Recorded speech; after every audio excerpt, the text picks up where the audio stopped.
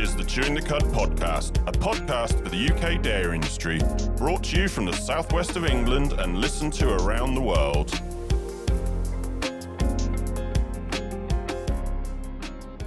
Hello, my name's Andrew Jones, and with me as usual is Neil Greggor. And welcome to the Chewing the Cud podcast. How are you doing, Neil? Very good, thanks, Andrew. How are you doing? Yeah. Well, as we record this, the sun's shining, and Yeah. as it goes out, Always this episode goes out, it's July, so fingers crossed it will still be sun shining. Yeah, when we eventually talk again, that's right. Yeah, well, so that's excellent. Hopefully this is the start of summer, but we'll wait and see. Yeah. Anyway, before we go any further, I'd just like to shout out to a couple of people I've met since we last recorded, and I've had some good discussions with on the way forward for the podcast. The first is Ben Eagle from Rural Pod Media, who I met in London while we were both attending the podcast show. While the show was a little bit overwhelming at first, I certainly learnt a few good things from my day at the show, and especially when I had lunch with Ben, where I picked his brains for a few ideas. So shout out to Ben. The second is Johnny Flores from Flores Podcast Productions from Sacramento in California, who I met online and ended up chatting to for a couple of hours about ways to try and improve the podcast. So thank you very much to both of them. Some of their ideas we're going to start implementing going forward. And one of those, which I think is some exciting news, is they both suggested that we needed to go twice a month. So that's what we've now decided to do. So there you go, everybody. That's our first bit of exciting news. Is from August, we'll be changing from our usual one episode a month to 2 episodes a month. So these will be available on the first and third Thursday of every month. So our next episode will be released on Thursday, the 1st of August. Outstanding. That's great news. That's great news. You looking forward to it, Neil? Always look forward to it. I always enjoy this. It's always the most amazing amount of fun, and we learn a lot, and we discuss a lot of things. And yeah, I mean, that's what it is. We're learning. And I sort of looked at it as I was using the time doing something else originally that I'm not doing anymore. So I think we can justify the time doing it. So yep, let's crack on and give it a go. And obviously we'll see where we go. Yeah, feedback would always be appreciated. So yeah, if anybody's got any ideas, let us know. Yeah, always open to ideas. Always open to ideas. So moving on, today's episode is, well, we're on tour again after our successful visit to the Southwest Dairy Development Centre. This time we're taking a visit to the Germinal seed trials in Wiltshire. Hello, I'm Andrew Jones. And I'm Neil Greggor. And welcome to the Chewing the Cud podcast, a podcast for the UK dairy industry. Farmer, advisor, processor, and everyone else. We have topics and episodes that will interest you. We discuss the practical and the technical aspects of different UK dairy industry topics. We aim to make you think about what you're doing and ask yourself, can it be done differently? Listen to us speak with specialists from inside and outside the industry about their area of expertise. Subscribe and listen to episodes for free on your favorite podcast platform, or sign up to our website www.chewingthecud.com for podcast notifications so you never miss an episode, and links to our socials. Or email us direct on podcast@chewingthecud.com. If you like what we do, please share and leave us a review to show your support. And that's it. Enjoy today's episode.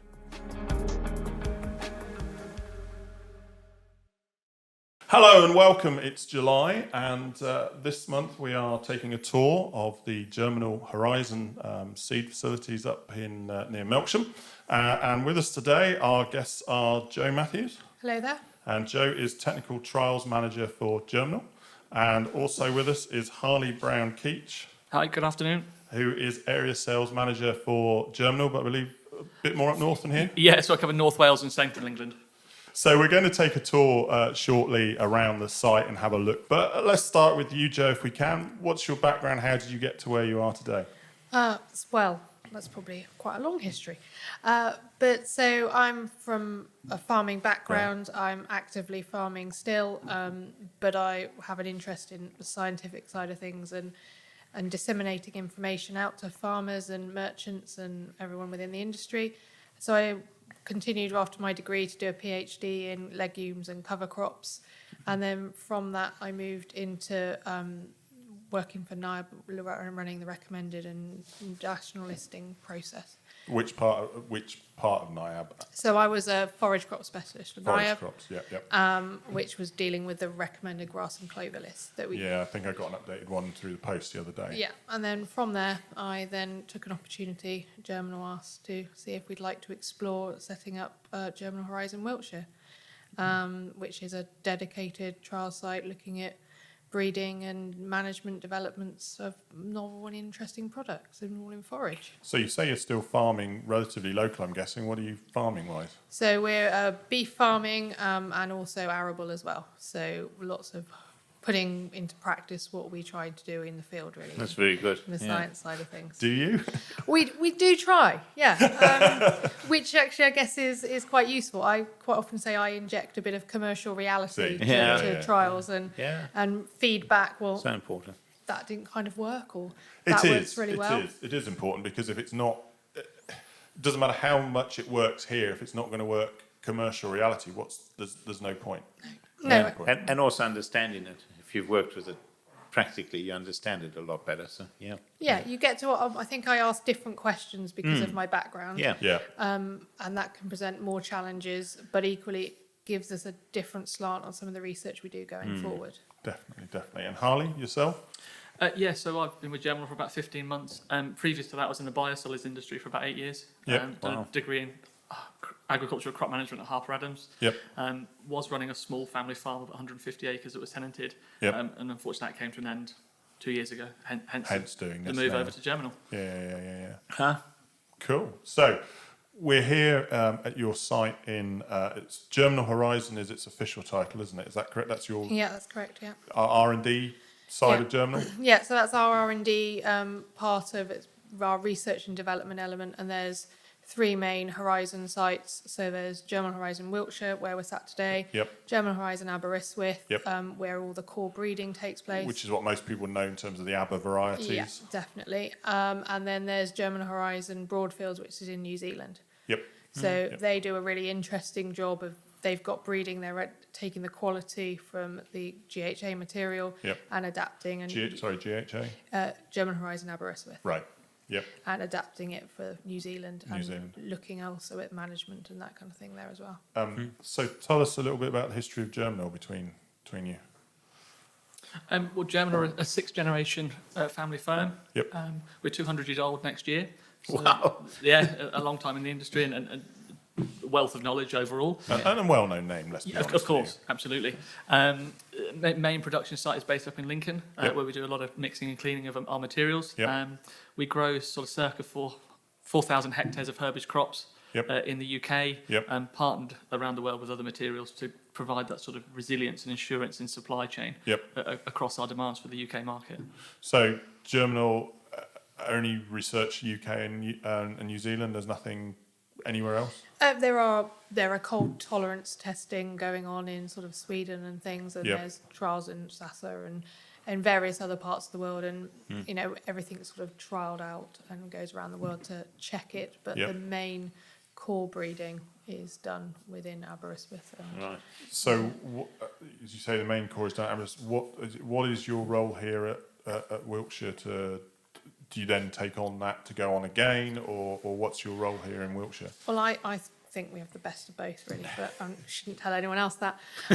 So we take the core breeding material and we test it under different conditions, because Yep. we have a very different growth pattern compared to Aberystwyth. We also have incredibly different disease pressure, and obviously Right. we're on different inherent fertility levels. So that makes a really interesting set of results that get fed back into the main trial matrix. But also we do a lot more management overlays. So we do a lot more work on kind of nearer market questions. So we do Yeah. work on multi-species grazing, fertilizer management, biostimulants, sort of key questions that are within the industry that get fed back to us that we try to come up with solutions or answers for. So, what are you actually doing here? No, sorry, let me say that again. How long have you actually been here? So the site started in 2018. Yep. It's an 11-acre trial field that we'll go out and see later, which now somehow is full. Yeah. I've been here before, but that was probably 2019, I'm guessing, and so it was, you were only just starting then, weren't you? You were still early days, basically. Yeah, and now that field is full and it's sort of coming back round again, and we seem to keep slightly spreading onto other fields in the farm for maize trials or looking at other work. So, yeah, we're quite lucky, I guess, in that we can have an ability to put some things sort of slightly more commercially on farm if we need larger scale than we can do. But why did they choose Wiltshire rather than, I don't know, Devon or Dorset, or what about here was made this the reason they chose it as a trial site back in, was it 2018 you said? Well, I think it's a very different prospect than some of the other sites maybe could be. You know, we're on quite heavy land here. We're probably quite representative of kind of grade 3B land, representative of a lot of grassland in the UK. Yeah, Right. And therefore it gives it quite an honest test about how it would fare across a lot of the sites, rather than quite a unique microclimate that is Aberystwyth. Yeah, so it's got a lot more broader appeal then in terms of testing. Yeah. And as you say, maybe somewhere like, I don't know, Devon is more probably like Aberystwyth than here is, and you're looking for that bigger variation, aren't you? Yeah, we're looking to try and see how material behaves in a range of different conditions. Yeah. So what are you actually trialling here now then, in terms of when we go out, when we walk around shortly, what are we going to see? Obviously grasses. Grasses, well, we've got a big range and it's always changing. So every year new trials are going in, things are coming out, and we're looking at things. Brassica trials have been sown this morning. Yep. We've got amenity trials looking at wildflowers, verge mixtures, pollinators within those. We've got trials on multi-species just trying to go in shortly, looking at different defoliation intervals. We've also got grass species and looking at how resilient they are in different conditions. You know, we hear a lot about drought tolerance. And cold tolerance, you said. Cold tolerance, and water tolerance. You know, Yeah. there's now a range of extremes that we seem to be experiencing, and it's about trying to see, well, how do some of these grass species behave in those situations, and what might give an advantage that we can discern useful information out from there. And you'd be able to measure the quality, like between years of one drought, one cold, one very wet, and then you test the quality of the protein or the sugars or the all of the above. Right. So Fantastic. we measure quality parameters, yield parameters, persistency. We've got disease trials, and a whole range of things in between, as well as having the extension of the core breeding and looking at the future, hopefully future stars, and seeing them in a different site before they're selected to go into. Somebody's trying to, what's the word, fortune tell effectively as to what they think. Because that was going to be my next question. If we go right back to the beginning, how long does it take to somebody going, right, we're going to cross this with this, or whatever it happens to be, to get from there to you to the commercial market? And be honest, what kind of cost is involved just for to get a single new grass variety out there? How long does it take, and what's the cost to get there? You'd be talking circa sort of 15 years. From 15 years. From the initial, Wow. So for argument's sake, what we're seeing today, would somebody might have had the brainwave to give it a go 2010-ish? Yeah, you wouldn't be far out, you know, by the time the initial crosses happen and we look at the results, see what that yields us, and if that is the actual product we're looking for, you know, that we may have to go back to the drawing board and do another cross, or and push that forward through the rigorous testing all these grass varieties have to go through. You know, and also within that we have the upscaling of the seed to do as well, you know, from taking that thimble full of a breeder's seed right up to full-scale commercial production on farm. Wow, 15 years. That makes the incredible. genetics game that you're involved with seem like nothing, doesn't it? I mean, we're a very small cog, you know, in that breeding process. But I know I used to breed cows, and I used to think, well, time I agreed to that mating to sell a bull, it might be 6 or 7 years before if we know the results any good. But you're basically telling me for what you do, it's potentially double. Yeah, and I'm sure Joe will say the same. Not all of the varieties actually make it the full No, of distance. course they don't. You Same know, like it's not all the bulls do, exactly. or whatever. It's not a cert every time you produce a variety that it is top of the list. And as you say, sometimes I bet somebody's gone up a particular path and all of a sudden realised that doesn't work. We need to. Or like everything in this world, the demand changes. That's right. You know, absolutely. But what you were saying earlier about the temperature in Japan for the one grass sort that might not be the same in another country. So you almost stumble onto something, but you go in one direction and then end up going in another direction. What the intended outcome for a variety is may not necessarily be right for our market in the end. Yeah. But the world is an ever-changing position, and other countries have bigger demands that we might have, and different demands, and everything can have a place in the jigsaw puzzle that is agricultural production. Well, that's right, exactly. I guess for me, I'd use the example of Oman. I mean, he came around at just the right time as health traits were suddenly being desirable in the Holstein world. Bang, Oman turned up and he was away. Yeah, that's right.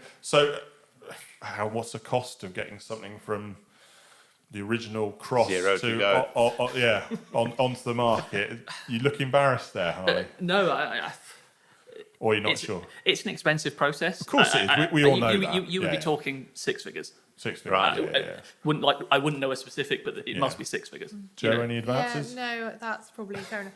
It is a hugely intensive process by the time we get a product to market. If you think of how many you may have started, sort of thousands of crosses, and 13 or so years later or 10 years later, you may end up with 1 or 2 being entered into the national list. So there's a huge process behind everything that's funneling down. Because obviously seed production would come into it as well. Some species would be higher and some would be lower, and some crosses would be brilliant. And I think that is the balancing act in all breeding, isn't it? We may get a fantastic D-Valley variety with huge ME, but if it doesn't shed a seed, it is of no commercial. That's right. There's a huge juxtaposition between what on farm you want is you want a really leafy ryegrass, so perennial ryegrass that doesn't go to seed, because that's when your quality disappears and your rejection for your stock. However, if it doesn't put a seed head up, we've got no product to sell. So that can be it's an interesting one to try and balance out. In the time you've been doing this then, Jo, what changes have you seen in the industry in terms of demand, or you thought it was going this way and it's gone that way? I never thought I would talk about multi-species as much as I do now. I wouldn't disagree with you there, because I've got to be honest, I've had plenty of conversations on farm, and it's like, I know, we've been told all our lives to kill that stuff, and now we're being asked to grow it, and the farmer looks at it and he's like, especially if they're the older generation. And it is, the chicory, the plantain, we've all been told it's weed, kill it. I realise they're different varieties, but we've basically been told to kill it, and now we're being told, no, grow it, we'll pay you to grow it. Yeah, I think it's, and part of my remit here is to see what value they actually bring to a sward. And what value they actually bring, not just from an environmental angle, but what also they bring from a production angle. And so, when we were... Which is harder, isn't it? Because a multi-species lay changes day to day, week to week, year to year, in terms of what's the dominant species in there. Yeah, it does. And actually that's its beauty and its challenge, I will say. And it is an ever-moving feat. Climatic conditions, time of the year. In the spring you'll find a lot of perennial ryegrass growing along with plantain, and then as you progress through the season, you get perennial ryegrass going into kind of dormancy and seed head production, and you get the clovers kind of kicking off throughout the whole of the back end of the season, and you get some of the really deep rooting herbs like chicory sort of mid-season really bolstering production there. And as you're saying, it can change year to year, can't it? Yeah, it does. Is it Reading or something? I've seen some trials in the past, and it showed them literally, was it month to month over 5 years, and what was dominating and what wasn't, and it changed massively.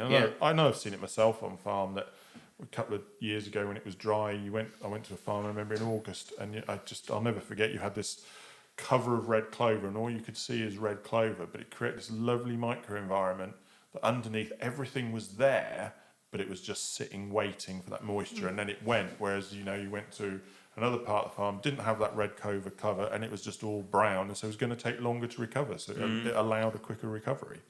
And some of the data we've got here, so one of our mixtures in the first harvest year, 63% of that production came from the herbs, came from the chicory and plantain.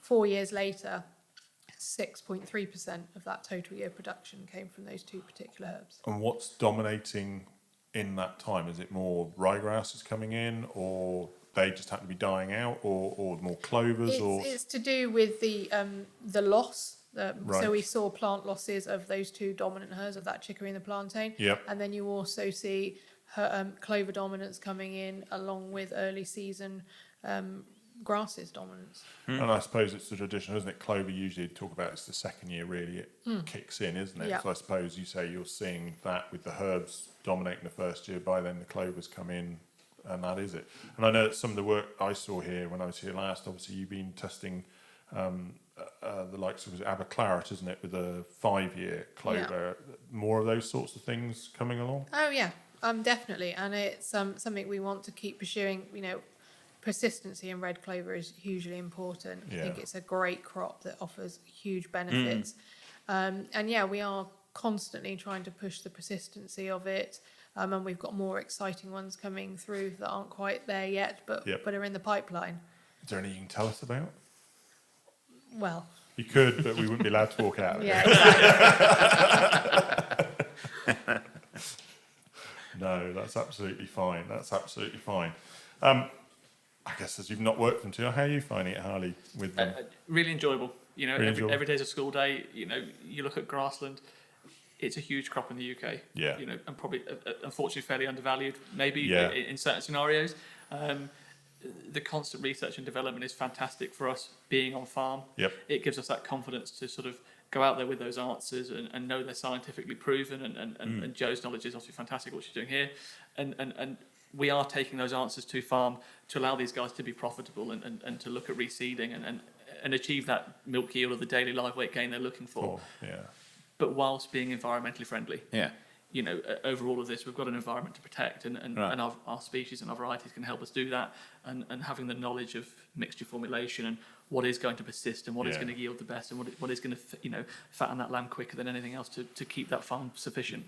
Yeah. But you're right, it is a very undervalued crop at times, I'd say, certainly outside of the industry. Because I've certainly, I remember years ago being on a walk and you just saw these people, they're just diving in the grass, and it's like, hey, come on, that's a crop. Oh, it's only grass, because they're just used to seeing it as, well, it's only grass, that bit of lawn at home, who cares? But to the farmer, it's a valuable crop, and is very underrated, I'd say, by people off farm as to what it is. To its value. To its value, exactly. I mean, okay, yes, it's easy to go and buy feed, but even from what I do day to day, if you're making rubbish silage, it makes my life a lot harder. Because you've got to, and it's costing you more because you've got to go and buy more feed to balance it. Whereas if you've got better quality silage, but I think that's the difference, and I've certainly seen it in my time here. Is moving forward. It is that communication between each part of the chain. Yep. Yeah. Because the mixes we choose now will affect the quality the farmer can produce in his silage and what you're likely to be feeding out the other end. Yeah. And if that picture is a joined up picture, the overall business is going to operate more efficiently. Definitely. Yeah. And be more resilient. Yeah. It's all about it. I mean, at the end of the day, we've discussed it. I mean, we've done multiple podcasts that have ended up being about sustainability, but indirectly was never intended. But you came up with it, wasn't it? Really, 90% of the time you can change sustainability for efficiency, which is probably what everybody's fed up of hearing as well. And I know I was at a trail conference recently, and there was a few farmers there and as well, and they were sort of saying, well, we're all getting fed up of being talked about sustainability. So now it's like, I think we need to change the message to improve your profitability if you're doing these things, and that's what it is. And they are linked, though, aren't they? Yes. Yeah. They are intrinsically linked in terms of the business survival being profitable to implement those sustainable elements and sustainable, infrastructure. Definitely. Yeah, definitely. I'm quite interested in. I've often been asked, because I've sort of been all over the world and looked at dairy farming in different sort of systems and countries, and when people ask me, if you had to decide on which country is the easiest to dairy farm, it's the UK. We have huge amounts of rain. We have grass coming out of our ears. It grows easily. Our climate is fairly moderate. Not too hot, not too cold. So it's actually here. And here on the west of the UK. Well, here, especially on the west, but I'll spread it quite a lot further. And in the end of the day, the point I'm making is that from a sustainability point of view, from a climatic change point of view, we're utilising grasslands. And that's got to be one of the biggest ways to fight climate change. I'm quite interested, you guys, we're sort of speaking about climate change and adaptation, and you're obviously doing research into that with the grasses. that have been grown. Yeah, I think we increasingly actually we look at grass more as a whole. So it's we've always been really key on production and efficiency within the animal and all of that side of things. But actually what we're kind of majoring on is kind of climate smart solutions. So we're looking at things that not only can improve your productivity and ultimately your profitability, but also have an angle that can solve a problem for you. So it can offer a solution. Which is what it should be, really, isn't it? But that's when you're talking about clovers putting nitrogen back into the soil. Not just clovers, but also within our grasses, because they're higher sugar, so they're able to balance more and extract more protein from within the diet that's being put into the animal. And then that co-occurs with improved daily live weight gains and more milk production, but it also means you're decreasing ammonia levels and decreasing methane. Well, I was going to be my next question was in my head, actually. I mean, possibly too soon, but obviously the big drive on methane. Is there any research from your point of view going on in terms of reducing the methane that's expelled from some of the grass varieties that you are developing? I think there are always questions, and there are always we're always looking for solutions and thinking around the subject. And there are definitely research ideas and elements going on, because we've discussed how long the pipeline is before we get anywhere. So it's probably too early for you to be seeing them here today. We are.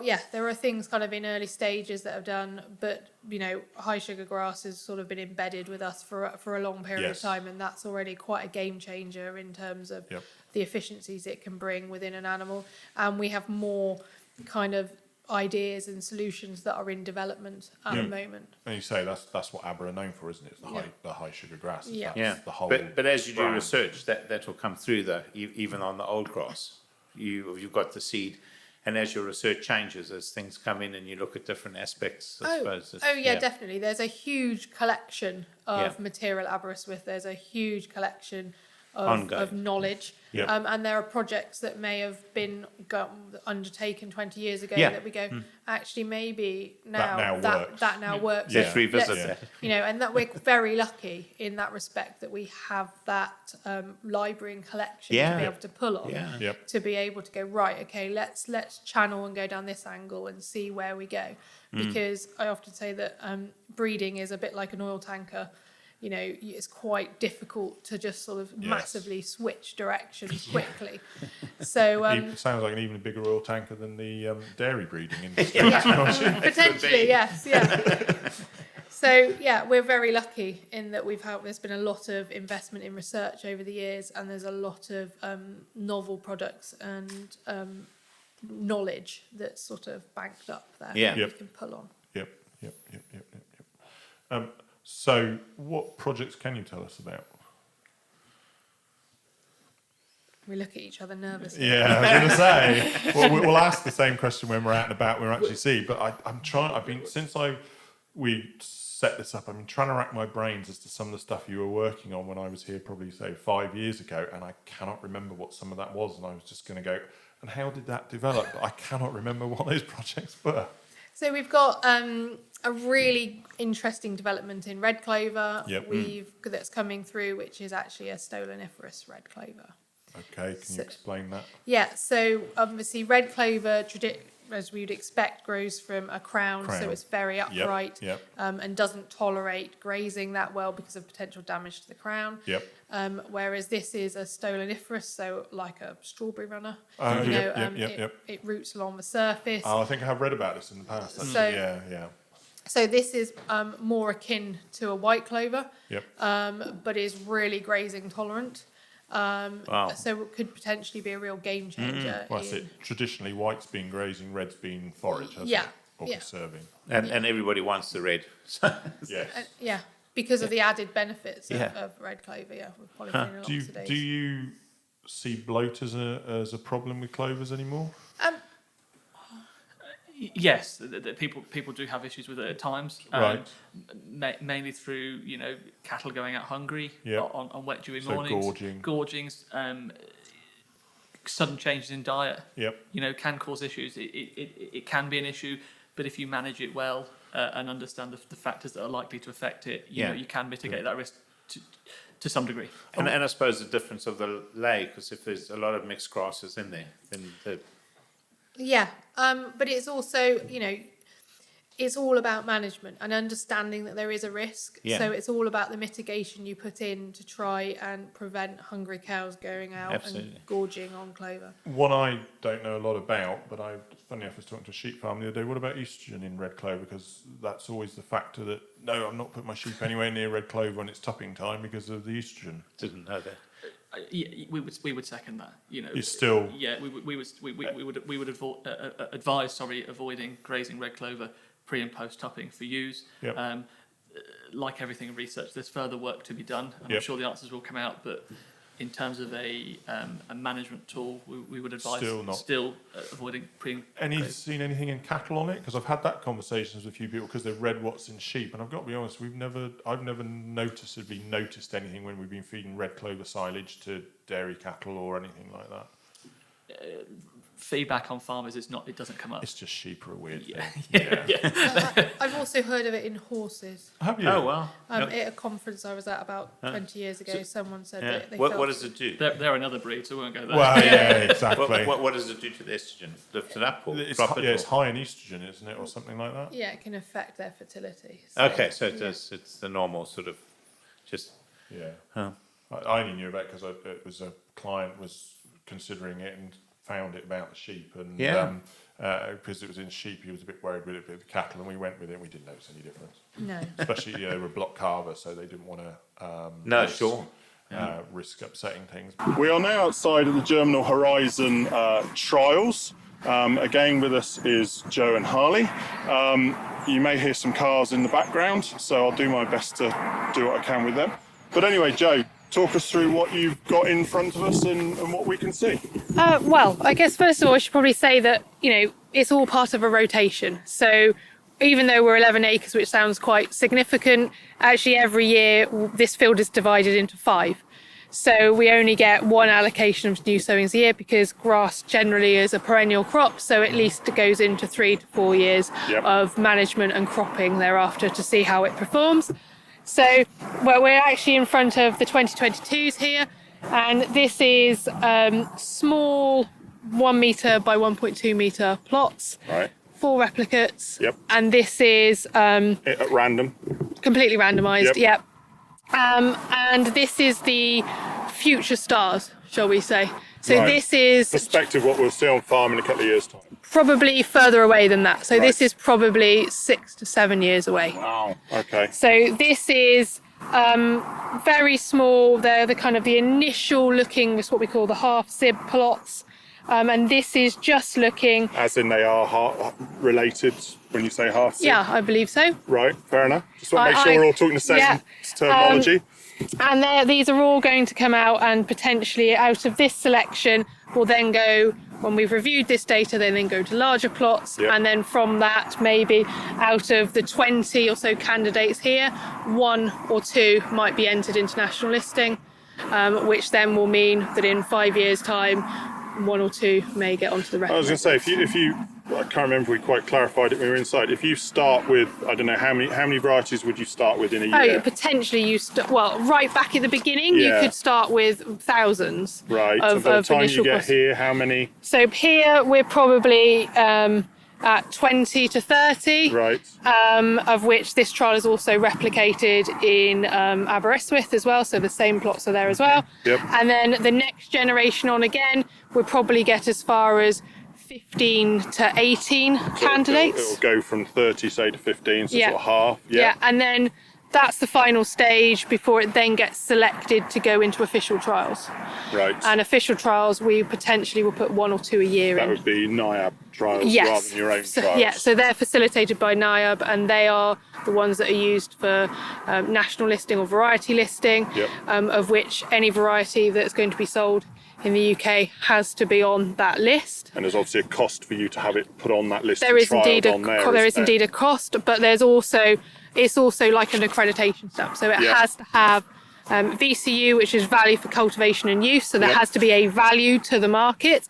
And it also has to conform to DUS, which is distinct, uniform and stable.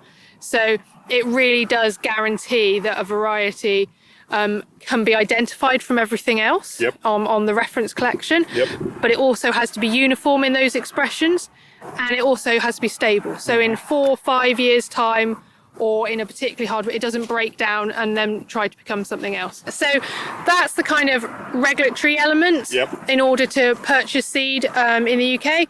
And then there's also another process on again, and that's called recommended listing. And the recommended listing is the RGCL that you will see come out in the green booklets normally from AHDB kind of annually. And that very much is a step on again. And that really is the best of the best varieties. And they are reviewed, whereas new candidates being reviewed every year, and they have to be an overall improvement on what's current of the mean of the general group that within each perennial intermediate group.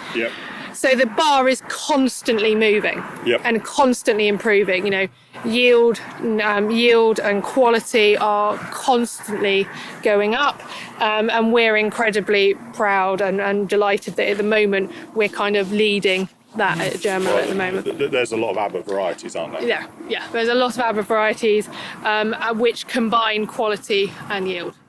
And what we were talking about innovation before.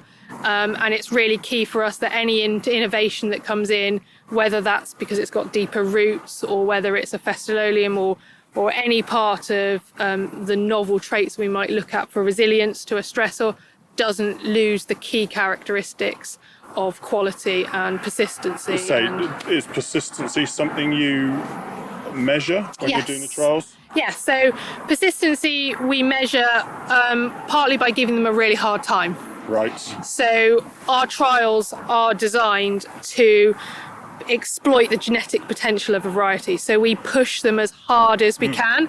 And because we push them that hard, quite often at the end of that trialling period, you will find out whether they're starting to lose ground cover. So our main matrix of actually reviewing how persistent they are is whether they're shedding tillers and whether the plant numbers are dying away. So you said these are 2022 we're looking at the moment. Yes, they are. So they're in their second year here. How long will they be in these? Would you say 1.2? So these have got another, so they're in their second year harvest year now, they go into their third harvest year, and then at the end of that, all of the data will be reviewed. So 3 years? 3 years on this particular rotation. So another year's time, some of these will then filter on to the next stage? Yes. And at this stage, are there any that particularly make you go, okay, I don't know what they are, but yes, that one makes a difference to me, or that one stands out for whatever reason? Yeah, I mean, you're stood here looking, you can tell it as much as I can. You know, you can look around, and what's really good about grass and what's really interesting about grass is you can't make a decision just based on today. No. So you can look at it and go, oh, look at that one. That one looks darker green. It looks obviously taking up nitrogen at the moment, and probably some of the others. Yeah, it looks really good. Yeah. But we need to not just do it on today. No. So it will be. So that one might have really good mid-season growth, but be really late in the spring. Yeah. So it's not just about. That's why it would work well in a mix for those. You have got the early ones that kick in April, May, but that will be one that will kick in maybe May, June. Yeah. To give that consistency more this time of year. But equally, when we are picking that selection of one or two, we have to be. They can't just have one trait. No. So they have to be an overall package, potentially then with an outstanding element that's of value to a farmer. And so that's part of the process that we go through. Okay. What are your thoughts, Neil? Oh, absolutely fantastic. It's lovely to see you. I love your passion for this grass. It's great. But these trials are looking good. So what's your management of these trials? So these are under what we call, which would be a standard national list management signing system. So they go under 4 to 5 cuts in the first harvest years under conservation management. Then they go under grazing management the second harvest year, which is 21 to 28 days. Defoliation. Right. We say simulated grazing because they're defoliated with a mini plot. You're not getting a herd of sheep in for the day. No, because honestly, my OCD probably couldn't cope with that. Because if they got loose into anywhere else, I'm not sure I could particularly cope with that well. And then they go back into conservation management for the final year. Yep. Yep. So cutting, grazing, cutting effectively is what their management is. Yeah. Okay. Should I ask how you simulate grazing? We simulate grazing by a slightly tighter regime on the harvester. Cut it. Yep. And it's more frequent. I guess we'll look at some of it later. But is it basically just a little lawnmower and you do each plot one at a time? It is each plot at a time, but it's probably slightly grander than a lawnmower. Yeah, this size, a little lawnmower would go that in at a time. But no, it's slightly more sophisticated than that. It's got onboard NIRS. Oh blimey! It is a bit more sophisticated. It is a little, It's we weigh each individual plot. Yep. It's got a chopper unit on it, so it provides a chopped forage sample, which we put back into the ovens to get actual dry matter, and which we can then send those samples off for quality, wet chemistry or whatever it happens to be. Yeah. When I did it, they gave me a pair of sheep shears. Yeah. Cut it by hand. Well, we do still do some of that, and particularly with the multi-species, as Harley will attest. We cut sections of those out with shears in order to botanically separate, so we know exactly what is giving yield with specific timings of what elements within the mixture. Yeah. You laugh at that, but I've got a pair in the back of my car all the time, 4 fresh grass samples, and people see the back of them and boot my car. What's that for? What's for cutting fresh grass?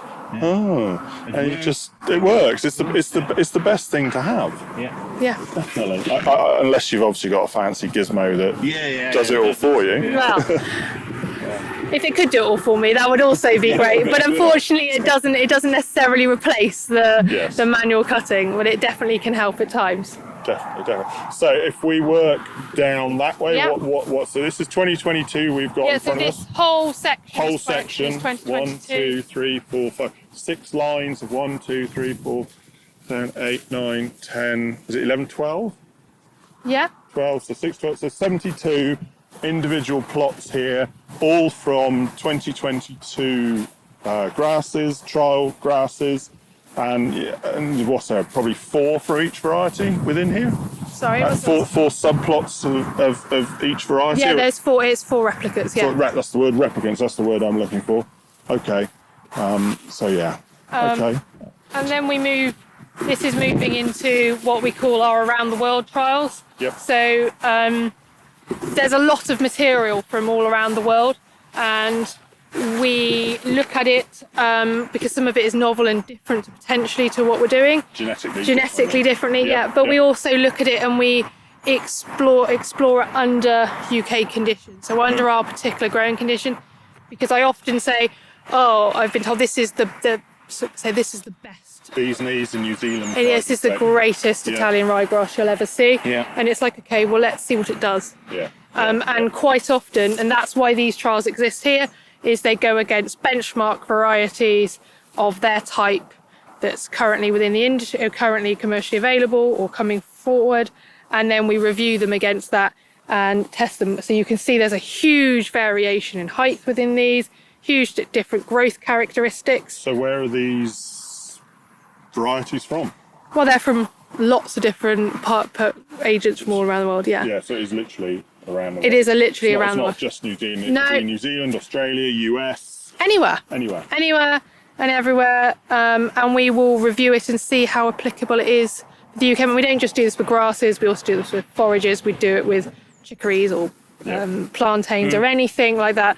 But we then test it before we'd ever go any further as to bring it to market. Because obviously Germinal is selling around the world as well. Yeah, so we're able to use this facility we have here to test different grasses and see whether or not it has any merit to offer. And what we tend to find is quite often a lot have great spring growth, but they suffer terribly with winter damage. And that's mentioned. All their disease profile is really different, so they actually struggle quite a lot because they haven't travelled well with disease. So it's a really interesting set of trials. Different pressures depending where you are in the world. Yeah, exactly. Different pressures. and we review them before we go any further. So, yeah. And if something's successful here, Yeah. what will happen? Is it something you'd market here, or is it something you then go, right, we'll put it in a program to cross with, make something more suitable for, say, the UK market? Possibly either, but the likelihood is that we would then take it from these trials and then put it into more trials again. So Again, this is like them, replicate it up on bigger trials. Yeah, on bigger trials. So these are in 3 metre by 1.2s, and we then look at them again, and we'd potentially look at them with a bigger range of controls, so a bigger range of standards and benchmarks to work against. So they've got, because they're such a varied mixture, you've probably got one commercial control in here, which is like the benchmark of that group at the moment. And then what we then do is we potentially widen it out based on the characteristics that are explored by these new candidates. We were talking about it there a little bit. We obviously talked about camp, but what about what's your fertiliser regime or pest control regime for these plots? So fertiliser wise, these are under a lot lower fertiliser levels. They're probably more akin to what you would find on farms, but you also have to remember our fertiliser regimes have no stock returns, no animal returns at all.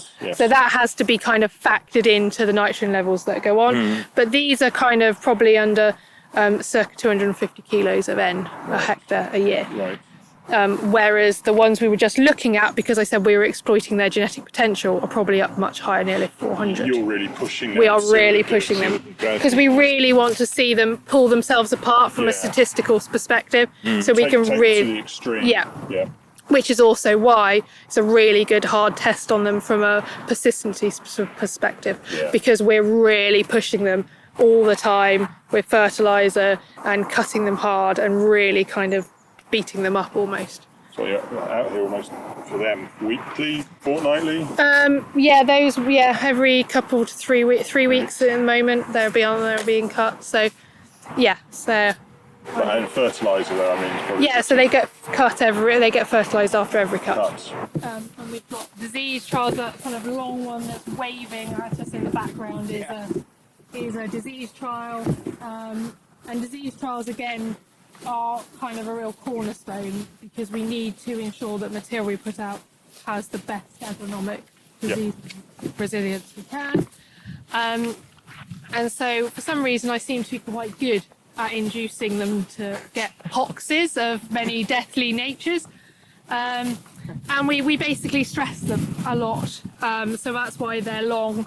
At the moment they're about to get cut off, which is quite a tough test to be taken off now, and that stress will then mean that the material that then regenerates afterwards is more likely to succumb to disease.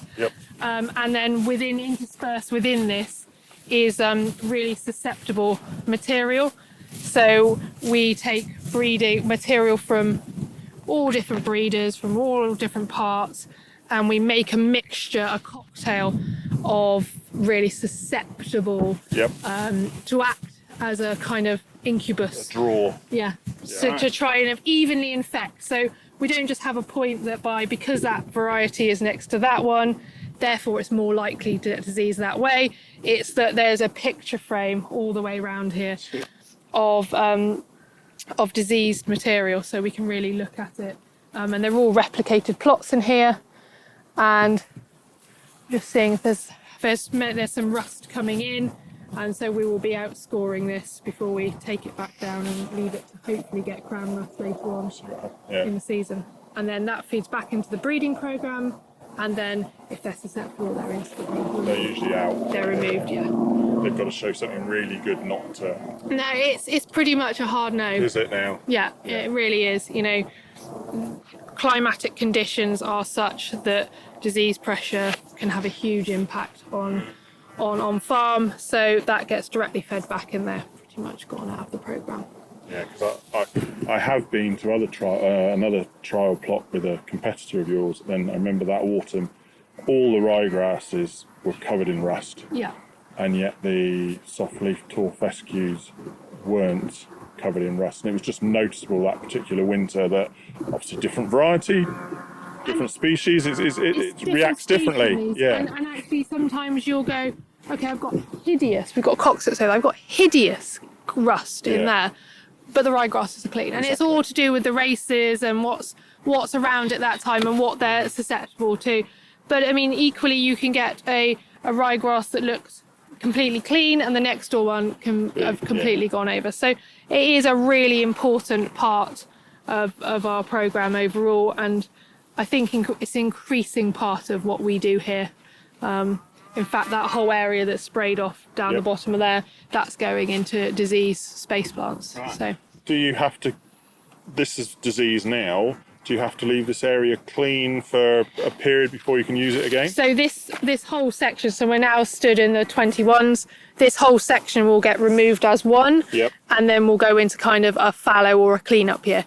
So we have a whole year with it not being in trials and it's in a completely different crop, hopefully unrelated to grass, so that if we've got any fertility, like from clovers or anything else, or different fertiliser regimes, we get a chance to balance all of that up before it comes back round. Something like rape or maize? Normally something like a brassica, if we can. And then also maybe with the prospect of some kind of biofumigant, because it breaks up the pest cycles. So mustards. Yeah, that kind of thing. So we're really exploring and sort of, we test lots of different ones and just see how we get on with them for the best fit, really, because we get 1 year out and then they're back into grass again. So we have to be quite careful with our rotation. Okay, so you say these are 21, so they're back on the conserve and trial? I would love to say it was that simple. Right. And every trial has a different management regime. Okay. So it's not, I mean, in some ways it'd be really nice if the whole of that block were on 1-1, but they're not. Right. In the same way that they're not all on the same fertiliser. And sometimes we have different fertiliser on different plots. And we also have different management. So some are on a more, what we call kind of a 2 conservation cuts and then go into aftermath grazing. And some are on just grazing all the time. And then we have persistency plots on white clover that are getting mown every sort of 10 days. So it's a real mixture, which keeps my head juggling and spinning. I was going to say how somebody's obviously got to sit down and work all of this out. You, I'm guessing. That's me in the winter. So we spend an awful lot of time going through programmes and tailoring it to try and get exactly what we want out of it. So what's dictating how you do those trials? Whatever the updated management ideas are, or where you want to go, or how do you choose what that management regime is? It's pretty much a combination, actually. So there's obviously, for argument's sake, let's say the last 10 years, multi-cuts come back in as I'm not going to say a craze, that's the wrong word, but it's come in as a management. There's some people now doing multi-cut rather than traditional, maybe 3 cuts a year. That's affected how you do some of your trials? Yeah, it will do. Yeah, definitely. And in the same way that we will look at, so we've got multi-species here. And so some of our multi-species we'll look at under quite a productive kind of 21 to 28 day, keeping real leaf at like a high level of leaf material. And then we've also got ones that are going into a more taller grazing type system. So we can really start to explore the differences between the two. And that comes from industry feeding back in a lot of ways. And then the other part of what we do. I'm guessing like to what Harley says he's seeing on farm. Yeah, exactly. Taking those real life scenarios, issues, concerns that the farmer will have, and ultimately us trying to piece that jigsaw together to find a solution, or remove the solution and remove the problem, and put a solution in place for him. And then there are other parts of the work we do here, which is far more, if it's pure breeding, it's far more driven by what the regulatory requirements might be. So we then are matching what they might be against what we're doing, just to kind of as another check before they go that far. And then there's a mismatch of the two, really. We've got strange little mini golf course greens over there for our amenity team to really learn about. Do you practice your putting out here at all? No, not quite yet, but you never know where things are going to end up. But so we have a real mixture here of different regimes. So everything we're looking that way is 21 plots? Yes, it is, yeah. Okay. Do you think future superstars out there? Well, we'll hope so. hope so. You never, you pick, you think you found one, it will go through the listing process, it will go on to multiple different sites, in England, in Scotland, in Northern Ireland and in Wales, and the data comes in and you hope to be pleasantly surprised. Yeah. You think you've got a pretty good guide from what you've done before, but you never entirely know. No. So, yeah. Okay. Neil, any thoughts? No, you've actually just answered my thought, is that there would be certain combinations that would work in the past that you just modify almost, but you'd understand the direction that you're going in. Well, we're constantly, they're constantly being tested against the best of the best. Yeah. So you're constantly going, okay, they're against the benchmarks in the marketplace or our futures ones, and then we keep going from that. Where you need to improve. Yeah, exactly. Yeah. So if we're looking further up in front of us, what have we got? So in front of us isn't being used, but that was a mixtures trial. So that was looking at different formulations of different mixtures. Yep. And seeing what points they grew compared to the others, and just kind of putting some data into the science we believe. Yep. And then further on, that was a hybrid breeding screen. So that was future hybrid ryegrasses that we were looking at there, and how pre-nationalist entry. And then if you go right to the top, we've got wildflower management. So I never thought we'd see wildflower trials, because you just think wildflowers are wildflowers, they do their thing and that's it. If only. So no, we've been looking at different ways of managing wildflowers to get different profiles of species within them, different timings of management in the initial year, and see how that affects what species come back and what species predominate. And also looking at different cutting heights and seeing how that affects. And then we've also got some verge mixtures in the middle. So grass verges, looking at different clovers within them as a pollinator, and that kind of thing.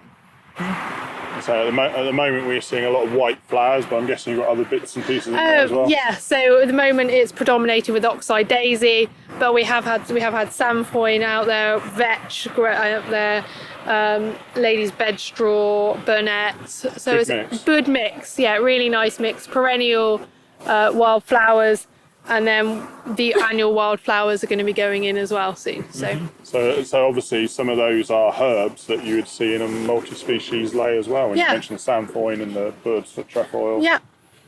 Do you have any multi-species lays? We do. We've got one that's just about to go in, so there's not much to see in that one at the moment. Yep. And we've got one that's just in its 5th year. Okay. So it's changed a lot from its herb dominance early on. Yep. And it's far more grass and clover dominated. It's here, but it's unfortunately for you guys, it was sort of cut off about 7 days ago. So that's fine. It's not got a huge amount of growth on it at the moment. But we did some work looking at everything compared to just a monoculture perennial ryegrass, and then we stepped up the complexity of the mixtures. Yep. All the way up to a mixture that I call the kitchen sink, which has sort of 16 different elements within it. Yep. So what were your ratios of grass to herbs to, what's the other word I'm looking for? Like the clovers and stuff like Legumes. that. Legumes. Thank you. That's the word I'm looking for. Oh, but they vary actually. Right. So that's another thing we did, is we've kind of, if you move from this side of from the left right the way through, if you look at this particular one in front of you here, that's where we sort of diversify the grass element, but we've also pulled back quite a lot on the perennial ryegrass. Yep. And you can see that's a far more open sward. Yep. And then this one is what we call the kitchen sink, which actually has the lowest amount of perennial ryegrass in at all. Yep. But has got cocksfoot, timothy and tall fescue in, and meadow fescue. And then the ones that are here just further on, they are historically, they've had 100 kilos more nitrogen over each harvest year. And you can kind of see they're slightly more resilient. Yes. Going for that basis. There's a little bit more lushness to them. There's a little more lushness, and even though that fertility hasn't been carried on this year, yep. but you can see there's more chicory in the end plots than there are in this side. Definitely. As you say, now I'll be blunt. I can see, looking quickly, I can see a bit of clover, I can see grasses, I can't see too much else at the moment. No. Which, to be honest, after 5 years, you'd expect. Yeah, exactly. So what I was mentioning before, that this particular mixture here that we're looking at, the first harvest year. Okay, so this mixture here, which is a diverse grass mixture, and it's had chicory and plantain as the primary herbs within it. The first harvest year, the 63% of this biomass for the year came from the chicory and plantain element. The following year, that dropped to 35%. The following year again, that dropped to 15.6%. And then in the last harvest year that we recorded, it went down to 7%. So if I look at it now, I can't see any. No. You know, I might be able to see one over there. Looking at it, I can't see too much chicory or plantain in it at all. So it's diminished again. Yeah.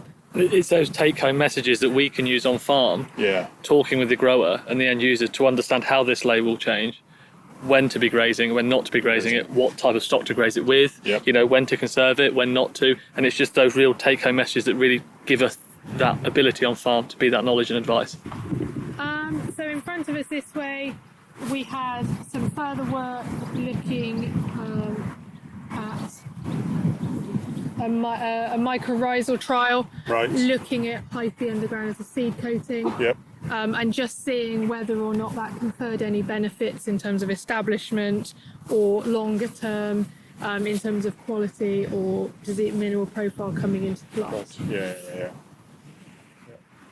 And then we've got new sowings over here that you can see. We've got a forage brassica trial going in, looking at different forage rates and how they perform under a multi-cut system, so as in 2 grazings and some conventional work just looking at a 1-cut approach. So we've got some new candidates that we're looking at there and just seeing how they perform against our current profile. Do you think there's more emphasis on root structure now than what there was? Because the fact that usually roots go down, they offer either more access to water the deeper they go, but the flip side of that, it allows water to drain better the deeper they go and improve the soil structure. Do you think there's more emphasis on roots maybe than there has been in the past? Definitely. You know, on farm people are looking at that resilience, and that is above and below ground. And I always think with soil, what we think we know about above ground, we certainly probably know far less about below ground. You know, in that root biomass, the translocation of nutrients up and down the soil profile, the ability for this, you know, extending that grazing season. You know, this is the cheapest homegrown forage you'll get. If they can be out for longer during the season and lowering the unit cost of production, fantastic for the overall sustainability of that business. But it's just that question and answer scenario we've got to work through, and how these mixes, in terms of their complication above ground, is what complications they're doing below ground. So I expect we've all seen that classic picture, probably on social media, is it, of the ryegrass that's little roots, and you go and then against American prairie grass or something, huge, great root structure. I think there's also a little bit of roots. What roots can you actually get into? You know, we don't have that much soil before we're on something really impermeable, full stop. But I think we're also quite lucky in that there's a phenomics centre at Aberystwyth, so we're able to actually far more accurately look at roots and below ground structures than we ever have been able to before, and get a real handle on how they are behaving. So we're really quite lucky. We've got the phenomics centre at Aberystwyth, and that's able to kind of accurately picture below ground biomass as well. Previously, our guide as to what the roots are doing is really what's happening above ground. Whereas now we're able to actually photograph, image below ground roots, so we can actually see far more. You know, so we're able to look at festaloliums, for example, which are a cross between a fescue and lolium, and say, actually, have they got more roots? Have they got more deeper roots? Have they got fewer deeper roots? Or how are they actually a morphology together to make that below ground architecture? And that's something really exciting and interesting, and I think will get increasing weight of importance. So what have we got here next to us? So this is what I call our 1825 plot. So Harley said when we were inside, we're 200 years next year of Germinal, and this is kind of a celebration of breeding. So you're expecting lots of visitors next year? I think I possibly will, yeah. Well, let's just say this is all set up just inside the gate as the first port of call. Yeah, we can hope so. So this, so is it ryegrass that side? So that's white clover through the ages. White clover, yeah. And then ryegrass through the ages. Yep. And then here we've got red clover through the ages, culminating in the latest material we have.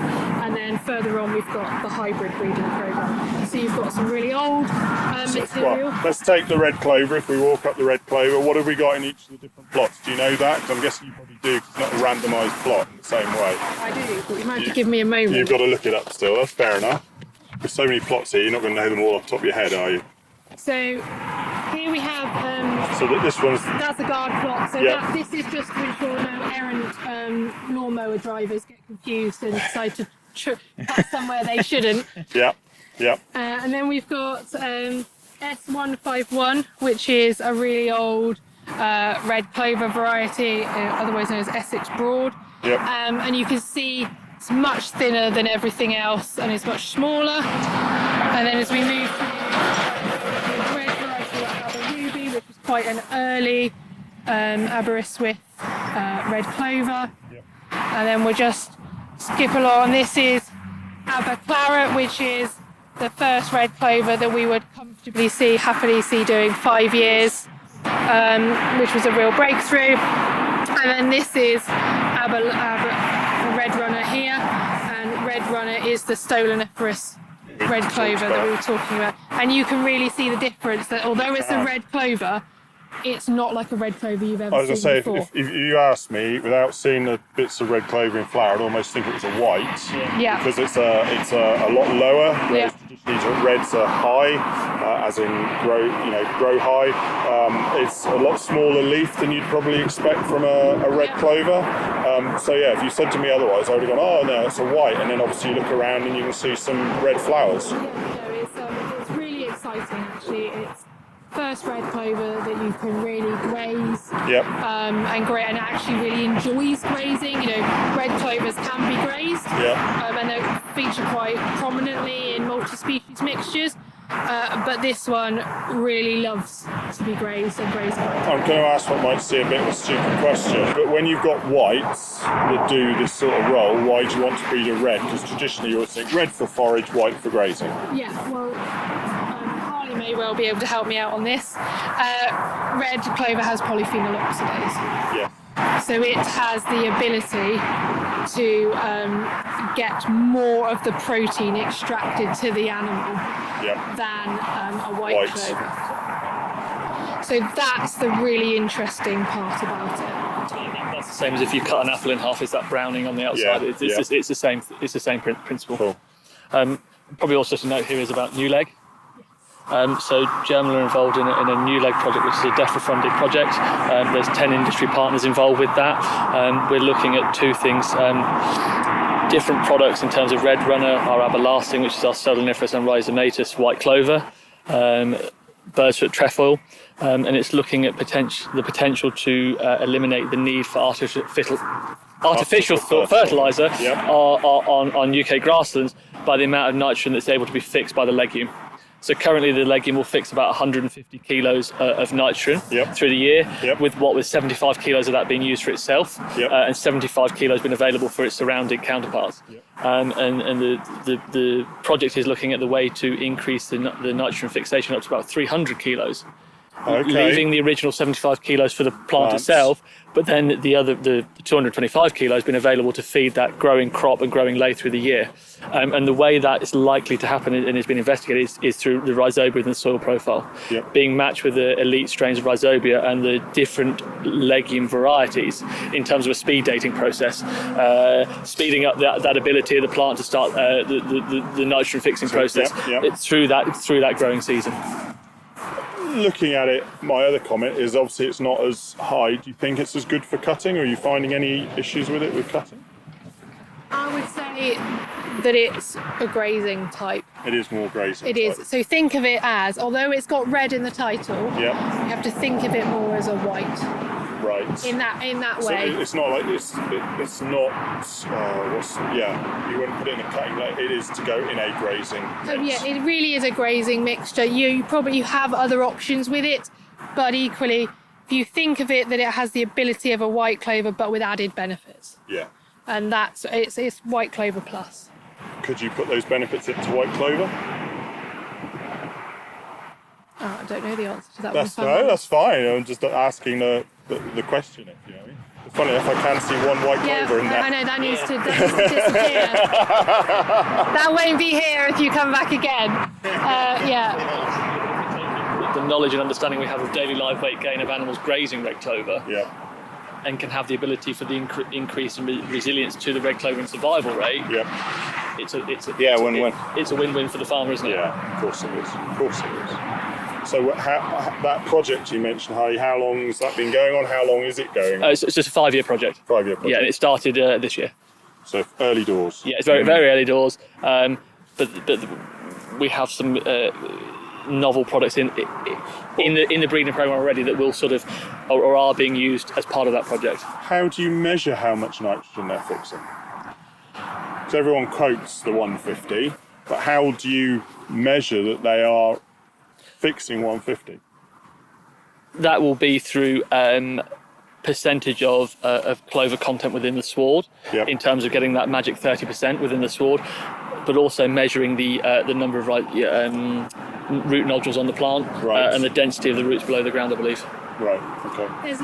To be fair, there's lots of different ways, and many of them are quite laborious and time-consuming or expensive. Yeah. So there is ways being built into the project to be able to give estimates and be able to measure fixation levels. I think it's a fair question, because otherwise you're going like, well, we're growing this, but how do you know it's actually doing it? Because as I say, everyone quotes 150, but where does that figure come from? Well, in reality, 150, if you look through the literature, you will find a huge range within it. And actually, a lot of it is to do with how impoverished your soils are. How hard is your legumes actually having to work? Yeah. Because the harder they're having to work, the more biological nitrogen they will actually fix. Whereas if nitrogen is available within the profile from mineralisation or from artificial applications, then their fixation will come down. They are inherently slightly lazy, and if it's available to them, they won't utilise fixation to the max. Well, last time I was here, I certainly got an update on red clover management. Has there been update again in probably the 5 years since I was here? No, I think that's still a sound practice, really. That, red clover intervals, you're not having to wait as long before you choose to foliate. So ideally, when should you be cutting? At what stage should you be cutting when you're looking at the red clover? You can cut, Helen always used to quote early bud stage, just as it was starting to flower, but a red clover does need to flower once a year in order to get its reserves go back into the crown, to have the energy to come back again. When do you recommend that in the season? Later on in the season? Yeah, usually, But otherwise, what, you go for 20% budding would be the ideal time to cut, or? Yeah, I think that's probably reasonable, It's a difficult one because, like this season, I've got red clover on the farm here as a commercial crop, and we left it later than I probably would like to because of ground conditions. Yes, everything's a compromise. So everything's a compromise somewhere, and it probably wasn't as ideal as I would like, but we chose to try and maintain the persistency of the sward for longer rather than optimise that particular cut. And that's something which each individual has to kind of weigh up. We can give kind of best practice, but you have to kind of take it with your own judgment. That's fair enough. Any last words of wisdom while we're in here today? Joe's looking at Harley, so I'm guessing, Harley, you're going first. The pressure's on me. No, just to understand that it is an ever-changing picture. We learn something new every day from these results and trials we do here. And like everything in research, we shut the door on one answer, but it probably does open two more. Which Joe loves. Great for my job prospects. Well, it keeps you going, doesn't it? But for me on farm, like I said earlier, it gives us that confidence that we can either go and find the answer, or try and reproduce the answer that a customer has seen to understand what the effect could be, good or bad. Jo? Oh, thank you, Harley, for staring at me like that. I just think, GHW offers a great opportunity for us to learn. And we take ideas and questions from all parts of the industry, and it gets fed back. And then that gets disseminated back out again when we find answers, sometimes nowhere near the answers we expect. And that in that's itself the joy of research, though, isn't it? That's part of a result in itself. And it really does hopefully back up the sales team's knowledge and give great credibility that what we're actually producing is to the highest rigour that can be done with small plot trial work. Neil, anything you'd like to add? No, that's brilliant. I've enjoyed it. It's nice to chat about grasses again. I was going to say, that was your first job, wasn't it? It was. Right? Well, I did research at the University of Natal in it. So. No, but on that note, I'd like to thank Jo and I'd like to thank Harley and for their time here at Germinal Horizon Wiltshire. And so on that note, I guess it's a goodbye from me. Yeah, and a goodbye from me. And goodbye from me. Yeah, and thank you very much. I love the fact that you two looked at each other. Say goodbye first. Who's going to blink first? Who's going to blink? You do it. No, so on that note, thank you very much, everybody, and goodbye. Goodbye. Goodbye. Thank you for listening to the Tune the Cud podcast, a podcast for the UK dairy industry, brought to you from the southwest of England and listened to around the world. And now for the really boring bit, I'm afraid, the legal disclaimer. The information provided during this podcast has been prepared for general information purposes only and does not constitute advice. The information must not be relied upon for any purpose and no representation or warranty is given to its accuracy, completeness or otherwise. Any reference to other organisations, businesses or products during the podcast are not endorsements or recommendations of Chewing the Cud Limited. The views of Andrew Jones are personal and may not be the views of Chewing the Cud Limited, and the views of Neil Greggor are personal and may not be the views of Viking Genetics and any affiliated companies. For more information on the podcast and details of services offered by Chewing the Cud Limited, visit www.chewingthecud.com. Thank you and goodbye.